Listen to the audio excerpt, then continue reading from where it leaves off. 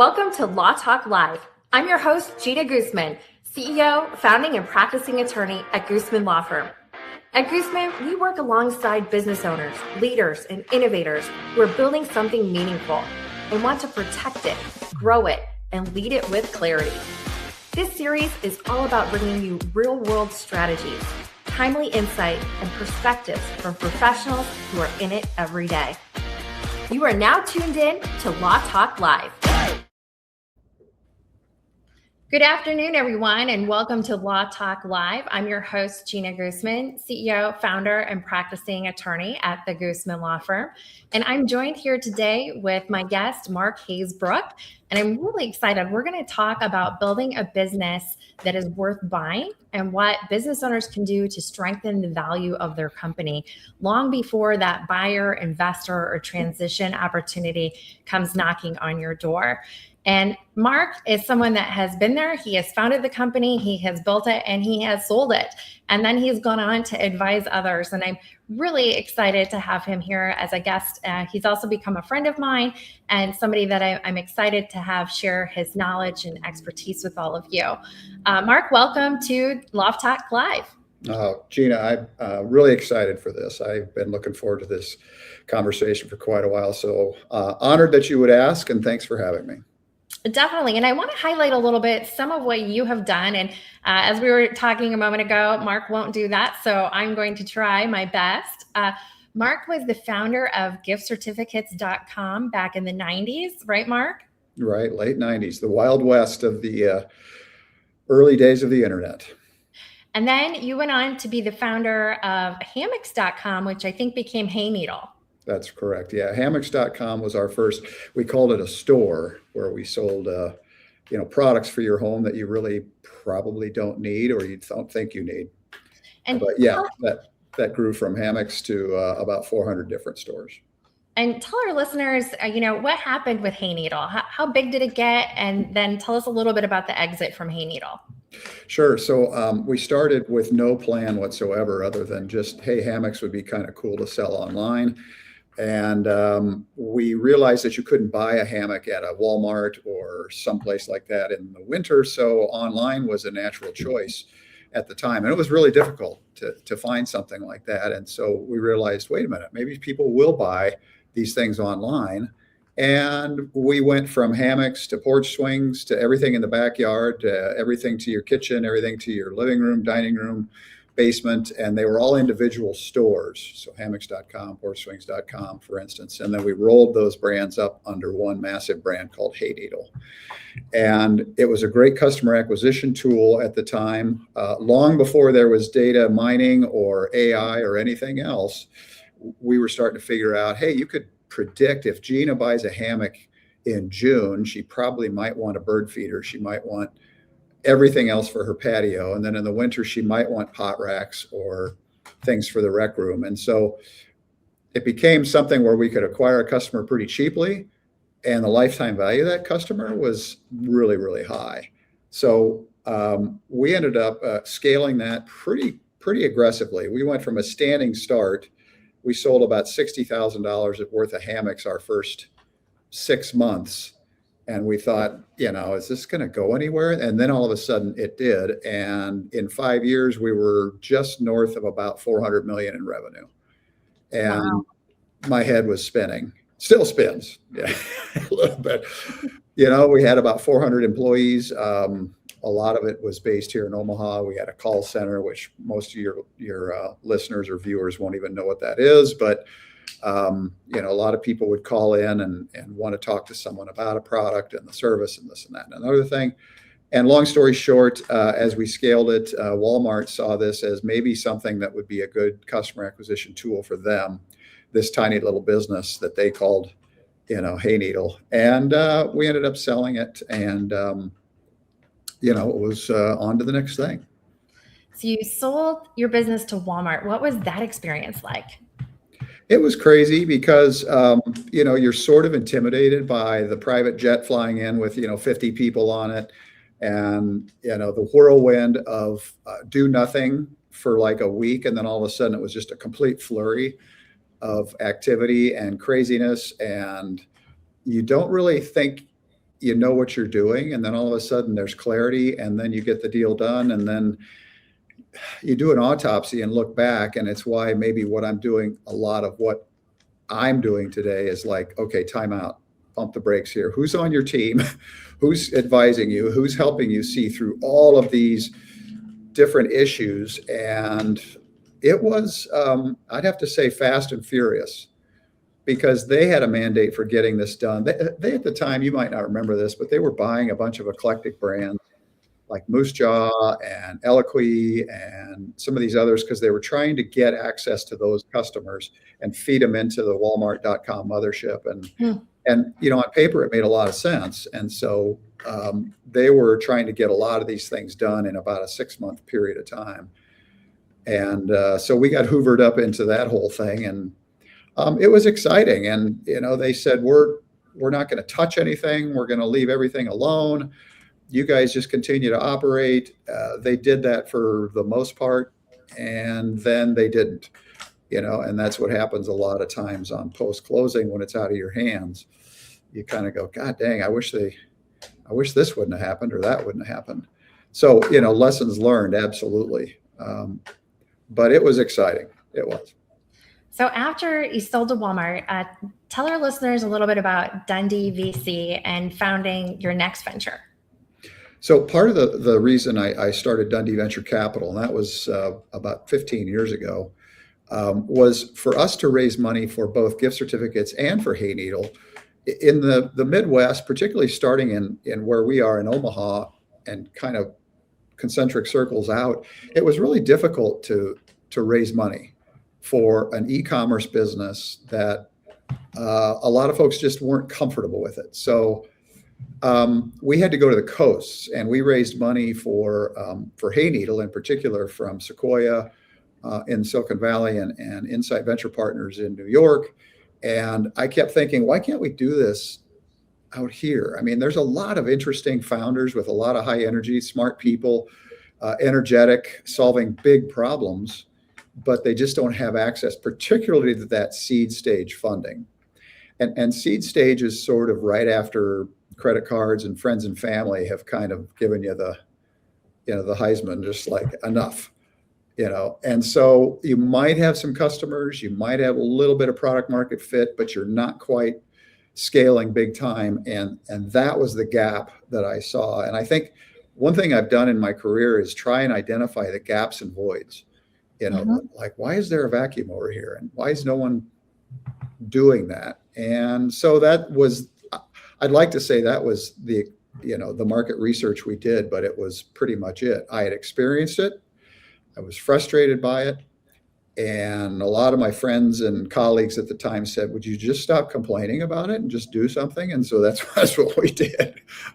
We started Dundee Venture Capital. Now, having said that, I didn't want to go out and raise money until I figured out if this was actually something people truly cared about. I used most of my own capital for that first fund to prove it. And Jeana, I had to knock on so many doors, just like the private equity funds, the high net worths, the family offices. This is what we're building, and this is what we're doing. And they're like, Omaha. I'll never forget, a little tangent. One guy I was talking to goes, so what's Oklahoma like this time of year? Starts with an O. I said, okay, great. That's what we're dealing with, huh? And so it was difficult, but yet that was the problem we were trying to solve. Absolutely. And I think your numbers are super impressive there. So on average in a year, you look at 500 potential investment deals and you've actually funded 50. Yeah. So the percentage of funding to what we see, it sounds really, really low, but that's kind of in the average. Mm-hmm. So yeah, we'll see on the low end, 20 to 30 ideas a month, sometimes 100 ideas. And those are maybe a text to a full-blown presentation and everything in between. And it is just really an energizing business to be in. The reason for that is I get to plug into what's next without realizing I'm plugging into what's next. Mm-hmm. And I get to be energized by these founders. And they are, as I realize, a lot like you and a lot like me. And they're just solving a problem, particularly a personal problem. Mm-hmm. If it's something where they say, God, why is no one solving this? All right, you know what? I'm going to solve it. And when you get that backbone and you get that determination, believe it or not, those are the things we invest in the most is that founder who we call them glass chewers. They're just like, I am not going to let anybody stop me. And, and then from there, we, of course, do all of the things that you want to do as a prudent investment, but it is high risk. It's not for the faint-hearted, for sure. Let's move now into Dundee M&A and where you're going with this next chapter of your career. Well, so one thing that, again, gaps and voids, right? A couple of our portfolio companies were operating, we're doing just fine. We're starting to scale. We're actually cash flowing. And one of the founders said, hey, I think if we think about selling this in the next 12 to 18 months, what should we be doing to prepare for that? Mm-hmm. What all has to be in place? And it was one of those like, oh my gosh, there's nobody providing this service that I can see. There's investment banks, there's lots of business brokers, absolutely, and all of them are quality in their own way. But there was really nobody focused on kind of that mid-market, both advisory, getting you prepared, preparing you for the exit, negotiating the exit, getting it done, and then moving on after that. So I just figured, well, if those folks think there's a need and a demand, there's probably others. The more research I did, I realized there truly is a gap. And it's kind of in that, say, $10 million exit up to $100 million exit range, with the sweet spot sort of right in the middle there. Mm-hmm. And the reason for that is a lot of the big investment banks won't do transactions like that. They're just too small. Right. And they have tons and tons of overhead that on a fee basis, they just can't make any money. And I think that's a disservice to the founders because this is their life's work. And so I just thought maybe there's a way to bring this full circle and provide that service to some of these founders that are thinking about an exit. Not like, hey, I want to sell this tomorrow. It's more like, what do I have to do? And it's born out of empathy and, of course, market gaps, I think. Let's talk about that, Mark. So at what point in time should a founder, a CEO, business owner start to think about what they need to do to potentially exit? A lot of it starts with just the mental wrapping your arms around, okay, let's put a flag sort of in the sand. And it's July 2026. What is on your mind? I want to sell this company now because my kids are fighting. I hate my employees. The industry's horrible. It's like, okay, hold on. That sounds like you've had that conversation, Mark. Yeah, yes, we have. And then there's other ones who just say, we're growing, we're profitable. I don't have anybody to transition the business to. I do think it might be a good time to position the business to sell. Okay, so is that a year from now? Yeah, let's just say that's a year from now. Let's work backward to tomorrow morning. What has to happen between those timeframes? And then let's look at your business. Let's look at your team. Let's look at the industry and the market. And let's kind of come to a conclusion together. This is probably something sellable. What then is the goal for you personally, both financially and emotionally? I can't tell you, Jeana, how many times I'll ask that second question and somebody will go, what do you mean emotionally? What do you mean emotionally, Mark? I can remember when we sold, particularly sold Hay Needle, I remember standing in the middle of my driveway the morning after and just kind of thinking, where's the marching band and the confetti and, the applause? It was just, that's my whole identity that was there. And to live it and breathe it and drive it as hard as you could for, a long time. And then it's not yours. It's depressing. Are you ready for that? Let's walk through what that means. So if you're a company that is in the, maybe it's a software business, maybe it's a roofing company, maybe it's someone who's got a whole slew of dental clinics. This is your identity. Now, what happens when you sell? Some of them just go, I don't care. I'm cool with that. Others are thinking, well, I don't know. Maybe I need to think this through. It all starts with the why. Why are you even doing this? Why are you killing yourself every day? And why do you even want to sell? And once we get our arms around that and all the key people that are involved in that decision, then we can begin to get into the mechanics. Let's talk about some of those key people. Yeah.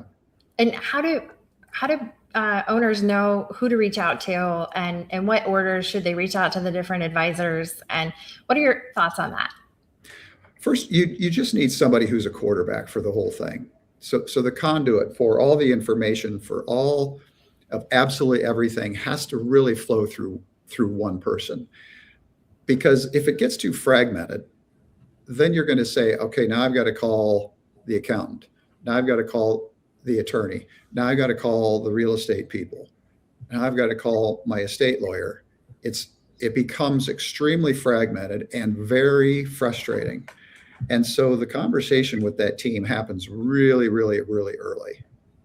This is the team. Here are the people. Here are the roles. Here are the responsibilities. Then it comes down to, let's look internally. Who's on your team? So who is founder 2.0 and 3.0? Who can take this business and continue to run it? Or are they expendable and will they be gone? It's something that is really a hard decision for some of these founders to say, no, these people stay. And then third is, what really is the foundation of this is built on? So let's get the financial statements. Let's get everything into a data room. You may not need this for a year, but let's get everything polished and clean and ready for prime time. And diving into those financials is really important. You want to make sure that there's what they call a quality of earnings. Just, is there everything here that you say is here? Is it as clean as everybody thinks it is? So let's make sure that there's no gotchas and like, wait, what's this boat doing in storage at this place? The personal expenses that the owner might run through the company? Just, identify those things and carve them out and just say, you can decide if you think these are legitimate, but we have flagged these as things that probably are not related to day-to-day. So, once your team is in place and understands, everybody knows the roles, we're big believers in over-communicating. Just completely open the channel constantly. Here's where we are. Nothing happened today, but here's what we're doing. And then just identify who would be on your list as an ideal buyer. Before we go to the ideal buyer, Mark, can we talk for one more minute about the team? And I think I run into this all the time where people think they have a team, but the person that's filed their tax returns since they started the business might not be the right CPA for this role, or the attorney that did one real estate deal for them 5 years ago that they haven't maintained any relationship with also might not be the ideal person. So how do you go about creating that team? There's so much trust that goes into it. And so let's start with each individual. What do they do? What do they do for you? What's the relationship? Let's look at the quality of information that they've been providing to you. And then if there's a gap, we identify it and just say, I'm not sure this person is probably the best one to help you get this transaction done. They certainly can come along for the ride. But we might also recommend that we supplement that with this team. Why? Because they do these transactions. They're very familiar with the ins and outs. You, in the long run, will probably save money doing this versus wasting money and trying to shoehorn it into, your neighbor's best friend who is, happens to be the person that did your tax return. Great. We may go there for that information. I don't want to belittle that. They also might be extremely talented. So it's just an evaluation because this is a transaction. and yet it's setting you or the seller, the founder, up for life. I mean, it's life-changing money. So you kind of only have one shot at it. And you probably want to work with people that have been there and done that before. Totally, absolutely. Yeah, you don't want them practicing on your deal. No, you don't. Absolutely, and I've seen that happen, and you kind of sit there and go, "Oh my gosh, what are we doing?" So let's avoid that stuff. Absolutely. I know at the firm, we have a different group that handles those deals than, somebody that might handle their estate plan, for example. Right. So those people need to talk, but it doesn't mean it's the same exact attorney. Yeah, so, absolutely. And I think that's across the board. So, okay, now you were starting to talk about who are your ideal buyers, and why do you want to think about who ideal buyers are before you try and sell? Sometimes it's just the cultural fit that the founders or the owners are looking for. These people operate like I operate, and I want that for my employees. And I want this asset to be in good hands and not discarded or carved up and shredded. And so they know how maybe a company or two in their industry operates, and they want their team and their company to be treated the same way. So that's really what it boils down to. They may be great financial team. They may be super profitable. They may even be a public company, but really it comes down to, will they do what they say? Will they treat my team the way I treat my team? Will the respect and trust be there post-closing? Then the financial, believe it or not, the financial piece is secondary. I think that shocks a lot of people that it's not just the highest price, right? Because the founders and the owners, I mean, they, like you said, they've poured their whole life into this. This has been their whole life's work. And yes, they want to exit and make good money because that's how they're going to retire or do the next thing. But at the same time, they really care about the institution and the organization and the company and the people and the community. And so it's a balance between those two things. Yeah. And being able to also, shoot up the flare and say, look, this team is not going to be ideal for you. I just, we certainly will contact them and we'll work with them, but I can tell you this is going to be a slog and it's going to be a tough outcome for you. That's sometimes not what they want to hear. Can you talk about the difference between a strategic and like a private equity, and what's the difference and what's that all mean? Sure. So a strategic buyer is someone that's in your industry, or maybe a fringe, like you're in distribution and you're in a warehouse. They might be direct to consumer, and they're saying, gosh, wouldn't it be great if we owned the whole channel or something? But you're both in the similar industry. That's a strategic buyer. That's someone who views your company, team, and assets and revenue and cash flow as something they could, 1 + 1 is, 2.3 or something like that. A private equity is a fund, and a fund is, they've raised a whole bunch of money to go out and do what they call roll-ups. And, a big popular trend right now is like in the heating, ventilation, air conditioning space. The HVAC guys all over the country are being rolled up by private equity.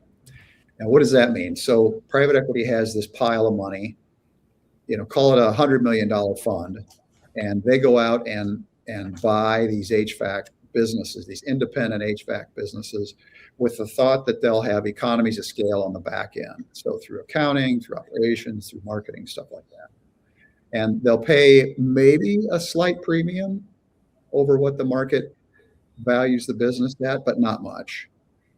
And then they come in, and the threat to the private equity model a little bit is that through those efficiencies, what got that business to where it is what they will stop. And what that got that business there is much like what you do, is just lots of one-on-one customer care, over communicate, hand holding, where they might look at it and say, I mean, do we really need to do these things anymore? That's costing us money. And I'm not going to fault them because that's the math behind it, but that's oftentimes what happens. So private equity, they buy, they'll move quick, they'll roll up, not 1 or 2 of these, but maybe 50 of them into one entity and one brand. And then the whole idea is then they flip it and sell it. And do it over again. So, Mark, tell us a little bit about what you see in that $10 to $50 million or $10 to $100 million company range, and what's kind of going on in the economy and the marketplace right now. There's a lot of capital on the sidelines. There's a lot of money that's just waiting. The pandemic slowed absolutely everything down, killed a lot of businesses, slowed a lot of investment, just everybody waiting and seeing. And then the result of that is a lot of this money that's been sitting in not just private equity funds, but family offices, high net worth, they're waiting to deploy. And so I think what's happened is we are seeing at least a lot more individual buyers for these companies than I think I've seen in probably the last 10 years. Meaning, okay, I've got this capital, I didn't invest, I put some in the market, I tried crypto, I did this, I think I want to buy operating companies or invest in them. And as a result, you have a little bit of more of a dimension of some buyers out there that weren't there in the past. So more capital, more in the private equity funds for sure. And then more resources that are available for these companies that instead of, gosh, do I have a strategic and private equity, they might have a third leg to that stool, which kind of bids things up a little bit. If you've got a really high quality business, you might get an auction going where the price you think is X and it might be X plus 25%. The other thing I think I'm seeing a lot of right now as well are the primary owner is aging and they're starting to look at getting out. And I think that's happening more and more every day. We're having more succession planning conversations with people. And I think we're having a generational shift as well. Yeah. It's funny. And it's really a good point because there are, the next gen doesn't want to be involved in the business. And I think that's what's really driving some of these conversations. Kids all have different jobs, different careers. Here I am with this business that is growing, cash flowing, and I'm in my 50s, 60s, 70s. What do I do? And a lot of those folks are still driving their business and key people in their company. Can you talk a little bit about that and how the owner needs to make their business more saleable by not necessarily being as involved in the business? It's hard because they nod their head and they just go, "You're so right," but they just never do it. But usually the conversation goes like, "Hey, look, Jeana, you're the driver of the business. We got to have Jeana 2.0. Now, help me identify who that is in your company. And we really need to shore up the organizational chart and make it something that is digestible. So let's just make sure that if you're not there, what happens to the business?" And as you know, you hear this a lot, right? People just go, "Oh, if I'm not here, the thing runs no problem whatsoever." And you go ask the employees that and they go, "No, I don't think so." No. All right. So that's part of let's put a 6-month, 12-month plan in place. Mm-hmm. Let's now have, the CEO, designated CEO, the next COO, the president in waiting. Let's just get them prepared and let's let the world know as well that these people are the ones that are going to be running the company. So that scares buyers away. When they come in and they look at all of this, it's okay, check, check, check. Tell me about the team. And all the employees go, "Well, it's the founder. I mean, he or she does absolutely everything." So we got to make sure that there is balance. That management team is really key and important. So important. Yeah. You get a soft no from buyers. Otherwise, just, "Oh, this has been interesting, but no thanks." How do you balance that between the PE roll-ups where they're going to come in and let a lot of people go? Yeah, that's a tough decision because they do come in and make it very clear. "Hey, accounting team, it's been fun," And how do you balance that on top of everything where you're trying to keep the team in place, you don't have a deal done, and those that are in those kind of what are called redundant spots, well, they're out on LinkedIn just saying, "Okay, I'm out of here," and then the deal falls through. Then what? Yeah, it's hard. It really is. It really is. And so what we try and do is put some protections in place for a lot of those key people, that this is not something that part of the purchase agreement, and of course you guys are better at this than us, but it's how do you make sure that there is not just a transition, but a very defined role and responsibility and compensation tied to that. So is it 6 months or is it 3 years? Let's just make sure the key team gets to make that choice versus getting axed day one. Some golden handcuffs. Absolutely. Yeah. Money. Putting some reward behind it. Put something behind it. Absolutely. The last thing you want is just this gets out and your entire student body just runs for the exits. And you're thinking, geez, I just started talking to these people. Where'd my employees go? Right. And the confidentiality behind this. Talk a little bit about that. And how do you preserve confidentiality, and who do you decide to let in the circle? Yeah. So again, it's the role that we play is just to make sure that we don't do a broad-based sale assignment, meaning we're going to put it out on the internet and then there's going to be 14,000 people that are tire kicking. We first start with who are the top maybe 3 to 5 buyers. And it's like dropping a rock in the water. It's like, okay, well now who are the next 5? And who are the next 3? We're talking maybe 10 logical buyers here. And we don't identify the business. We do the outreach on behalf of the owner. We keep things very, very vanilla. And we've identified people who have cash, who do transactions, who are interested in strategic deals within their space. And then, and only then, if there's an indication, we even get to the point where, so, as far as agreeing on the value, the structure, the timing, before then there's NDAs and, anything shared. Because we have learned over time, in fact, a couple of our portfolio companies a while ago, there's so many that just want information. You know what I mean? They just want to get in and say, well, let's just see how these guys are doing so we can compare ourselves to them. They don't care. And so it's our job to make sure we sift through that. Well, I think that when you're going through that process too, it's really hard for those owners to get comfortable sharing their information. Most of the time, this is the best kept secret that they've ever had, right? A lot of people don't share their financials or risk issues that they have. How do you get them comfortable, Mark, pulling back the curtain, so to speak? Yeah, that's in that early conversation that, this is one of those where you have to have the proctology exam and it's not going to be fun. And there will be things that people know about this business, warts and all. But they also are going to be paying you a lot of money. And again, let's get back to the why. Why are you doing this? Well, my legacy is my kids, my community, my church, my bowling alley, whatever it happens to be. This is the goal and objective. So to get to that, we have to start here and go through that.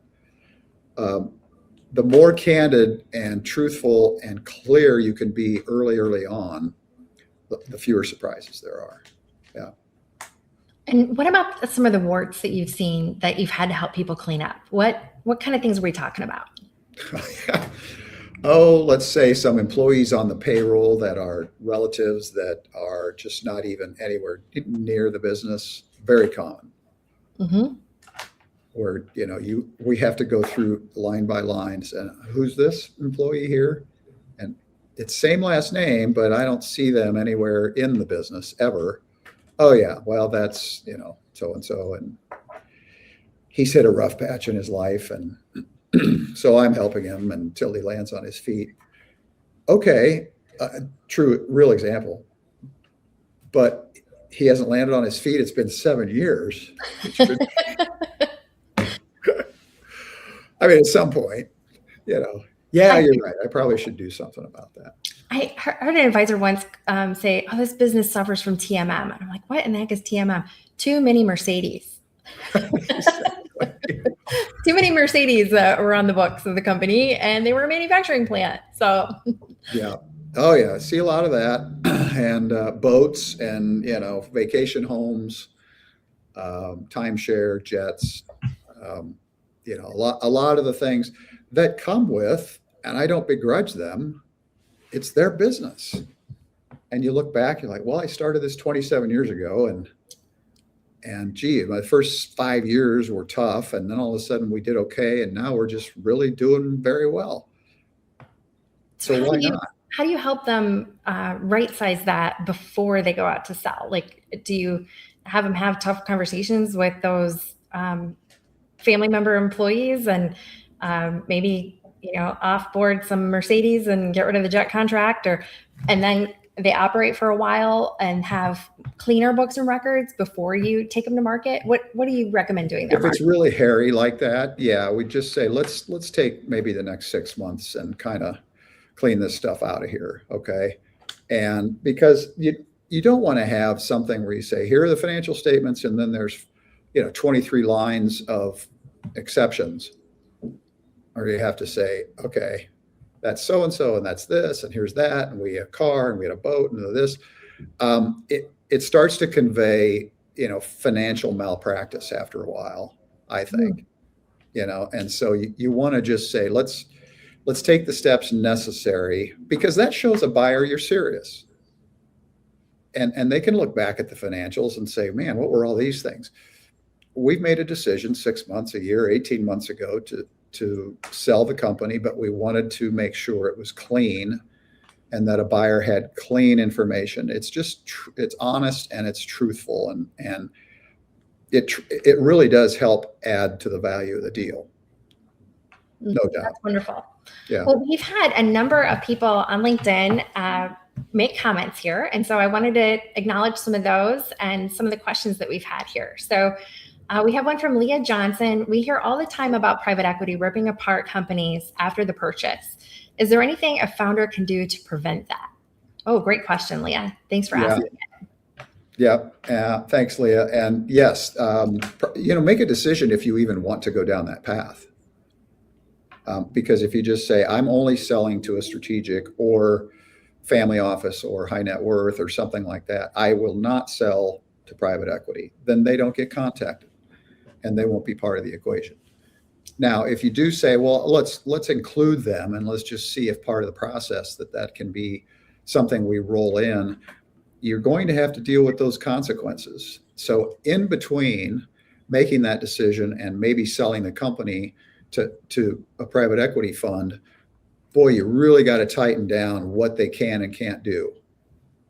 And that scares some of them away, where they look at you and go, look, I'll pay a premium for the company and I'm going to do whatever I want. This is our model. This is kind of how it works. And you can either sign up for that or not. Others will say, all right, within reason, we can certainly agree to some of these things, and we will. What would be some of those things that they might agree to, Mark? What kind of things have you seen? It happens to do around employees primarily, which then impacts culture for sure. And, they may fire some customers too. Just like, we're just not going to deal with those kind of customers anymore. The 80-20 principle, they might apply it. Yeah, they just might say, look, they've got some of these smaller deals, we're just not going to do them. So Leah, post-closing, you got to call them all and fire them. Well, okay, that's not going to happen. So I want to preserve the customer base. I want to preserve my employees. Prior to closing a lot of private equity deals, they'll just go through and say, we flag these 7 spots as redundancies and we will not offer them a job. So we can carve up proceeds and you certainly can pay them if you wish to, but we're not going to do it. And that's where you got to either decide, okay, this isn't going to happen, or it is. How much is it really worth to you? Yeah. Am I getting what I thought? Yeah. How do I get back to the why? Well, is this accomplishing what I wanted to do versus that's not the way we're going to leave the legacy of my business. And so where is the balance in between all of those? Speaking a lot about legacy. I don't know, sorry, Jeana, but the reason it's always good to have someone in between you and the buyer with that is that we can be the ones that can ask and state those hard points. And it keeps the emotions out of it. And that's really important because if you're going to achieve your goal, you might not care how you get there, but if there are some things in between that would really ruffle your feathers, you maybe want someone else to catch the arrows. If I can mix like 9 metaphors into one sentence.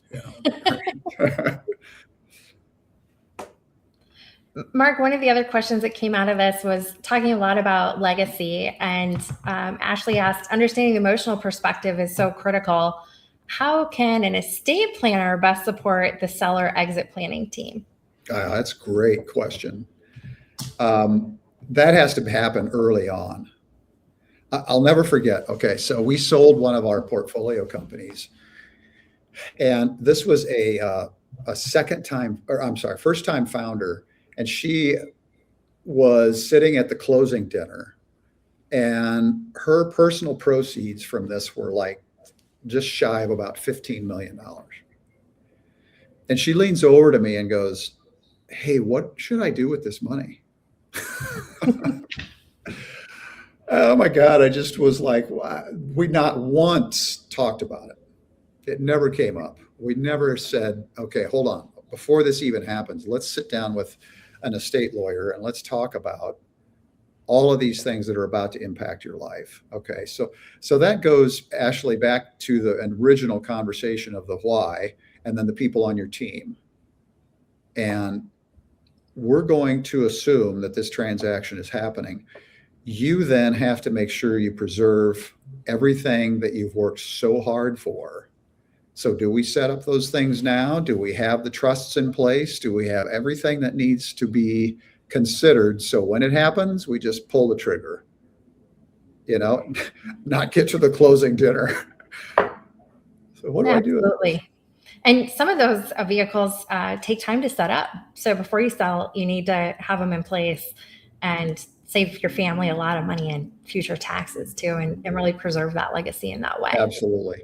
And it's that checklist, like July next year is when we want to close. All right, well then these things should be in place by December because of why? Tax reasons, year end, whatever it happens to be. Let's get it going now. And then it's done. Mm-hmm. And balancing operating the business with getting those things ready. And it sounds like you really help hold the client's hand through that process. Yeah, again, it's a team approach. It's like, remember that this is the person that's on your team for these particular things. Let's just have a powwow and make sure we're all clear on what those objectives are. So if it's accounting, if it's legal, let's just make sure everybody's up to speed. One more question came in, it looks like from Kelly, wondering how hard it is to let the company go, knowing it might be much different after it's acquired. Oh, I think you might have some experience in that, Mark. Yeah, definitely. I would have to say it's probably any founder I've talked to that's sold, it's never the same. Because we try and do like I know it sounds a little woo-woo, but a painted picture sort of an exercise. What does this look like? And we're at closing and we've just closed. What are the sounds and the smells and who's in the room and what do you feel like? I mean, is it something you're proud of? Is it something you're angry? It's just like, let's just make sure that we visualize that stuff. It's very important. And I really wish I would have done something like that. And I really wish I would have had someone just, on my shoulder saying, hey, don't forget, remember those assets over in the inventory section that you're, all of these things that you just blow through that you kind of wish you would have had someone just kind of smack you on the head. Smack you on the head. I love it. That's a great way to close. Well, Mark, thank you so much for being with us today on Law Talk Live and sharing your perspective, having actually been there and done that, and now helping guide people through the process themselves as they prepare to sell their business and then actually sell their company. I think you've had tremendous insight for our listeners here today, and the big takeaway values on this is an emotional process as well as a logical process. Knowing what to do is different than knowing how you're going to feel throughout the process. And then how do you really guide people through cleaning up those records, making the business take shape, and figure out why they want to do what it is that they're considering, and all those different options from before the transaction actually comes to the table. It's been wonderful to get that clarity from you, and I really appreciate you sharing your insights. So thank you for being a guest today, Mark. Well, what a great summary. I mean, I couldn't have said it better myself. So thanks for asking. And, certainly I'm reachable. If anybody in your audience has questions or comments or ideas or anything, certainly reach out via LinkedIn or any other way. I would love to hear from you. Sounds great. Well, until the next Law Talk Live, tune in then. Thank you. At Goosmann Law Firm, we believe the right conversations at the right time can change the trajectory of a business, a decision, or even a legacy. You can connect with us here on LinkedIn, follow along for future sessions, or visit goosmannlaw.com for more information and additional resources. Thanks for joining us today, and we'll see you next time.